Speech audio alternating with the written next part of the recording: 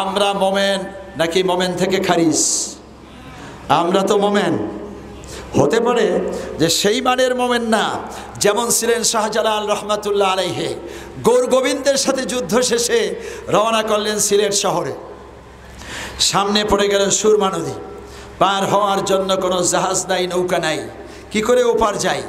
হাতের মধ্যে ছিল জায়নামাজ, নদীর মধ্যে বিছায় দিলেন, জায়নামাজের উপরে দাঁড়ায় গেলেন, মুহূর্তে এপার থেকে ওপার চলে গেলেন।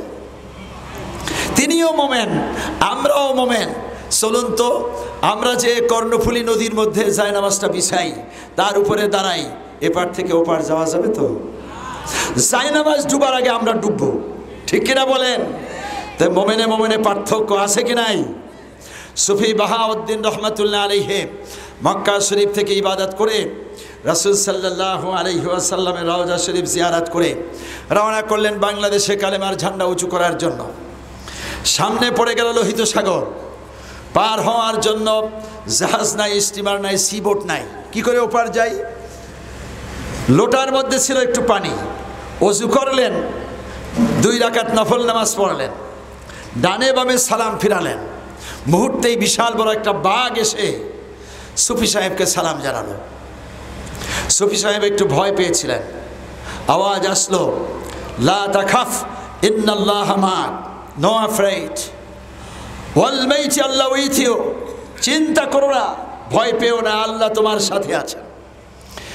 এমনটি বলার সাথে সাথেই সুফি সাহেব ইস্তেকামাত হয়ে, সুঠাম হয়ে, শক্ত হয়ে বসলেন।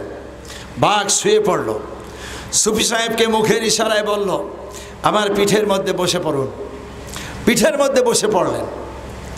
বাঘ সোজা হয়ে দাঁড়ায় গেল। হাতির পিঠে মাহুত যেমন, বাঘের পিঠে সুফি সাহেব তেমন।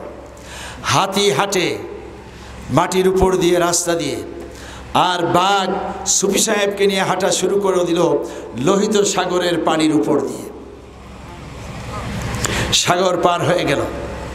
পাহাড়, জঙ্গল, নদী, খাল, বিল, সাগর, মহাসাগর সব পেরিয়ে বাংলাদেশে দক্ষিণবঙ্গে আজ যেখানে একটি ঐতিহ্যবাহী মাদ্রাসা, সেই স্তরের মধ্যে বাঘটা এসে আবার শুয়ে পড়ল।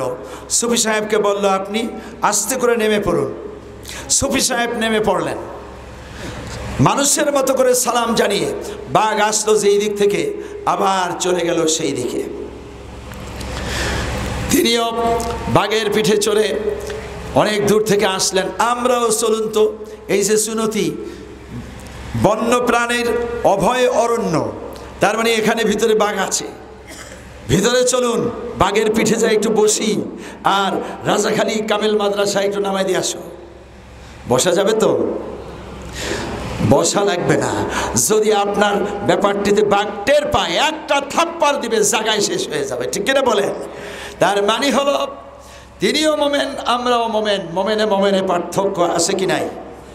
আমরা সেরকম মোমেন হতে চাই কি চাই না? আল্লাহ তৌফিক দান করুন, বলি আমিন।